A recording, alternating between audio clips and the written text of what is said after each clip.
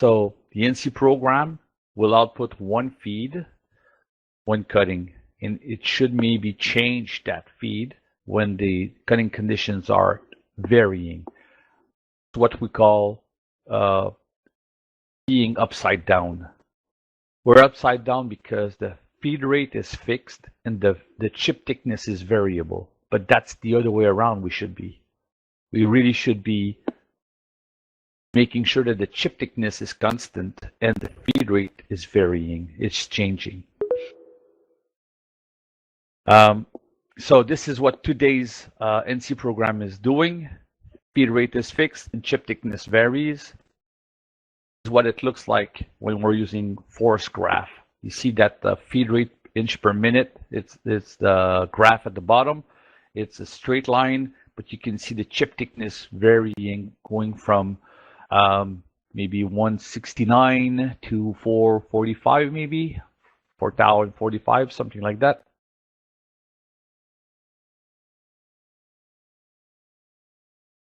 So a typical NC program really never reaches its target chip thickness unless the cutting tool is at least 50% of the diameter, which is most of the time not the case in programs.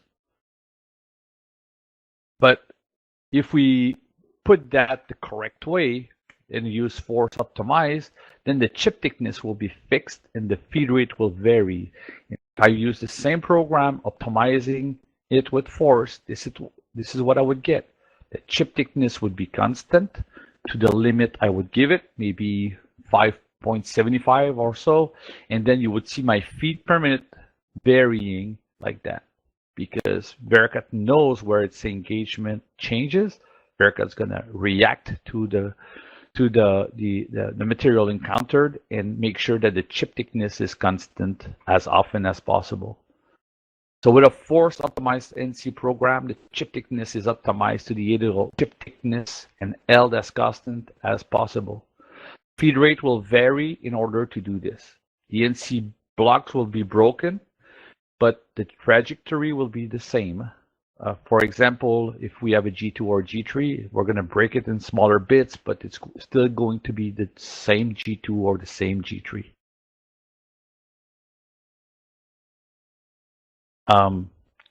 Program we had before only had one feed rate. Now the program that is outputted by force has different feed rates. On actually, there's a feed rate on every line almost, and you see the graph. The light green is what you get as gain. The darker green is the original program.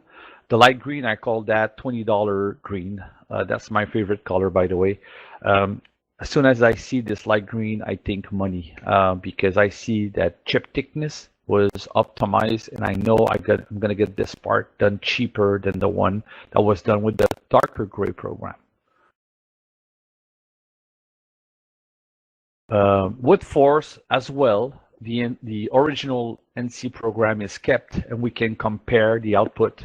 As you can see, there's a lot of changes. The red was changed to whatever is blue on the right side. So we're keeping the original program, and you can notice what change was done. Notice that the optimized program has feed rates on nearly every lines, where the original program was running at the same feed rate, which was 29 inch a minute.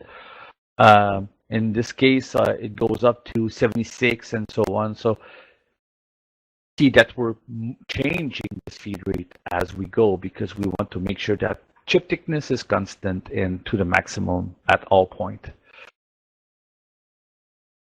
So we see in blue the traditional NC program, which is feed rate is fixed, chip thickness varies. Now we're trying to set this new standard of NC program where the feed rate will vary as you go, but the chip thickness will be fixed to this optimal point. So your new standard of NC program will be faster and safer at the same time. There's a good chance that with the same tool on the same operation, the NC programmer will use different ways of of using that tool, or maybe it's going to be slotting and profiling or ramping, or maybe using adaptive milling or dynamic milling with the same tool with different operations, or maybe on the same operation as well. And Vericut can permit that without a problem, because the only thing we're looking at is making sure that you're not going above the force on the cutter, but you're maximizing the chip thickness. When you look at this, this picture shows what type of engagement a cutter can meet on a contour profile milling like that. We know that when running a CNC program, the cutting conditions are changing throughout the cutting, and this is what we want to take advantage of, because we know how much it's engaged, and we know the material condition in front of a cutter. This is how we can find those opportunities of going faster or slower to protect your assets and gain some time at other points in other areas.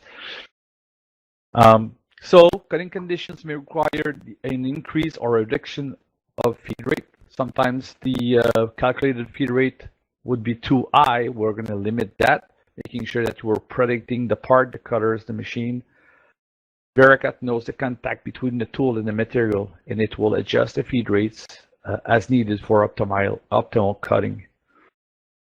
The graphs in Vericut will reveal the problems with the NC program, and the Vericut Force will fix them. You'll get results.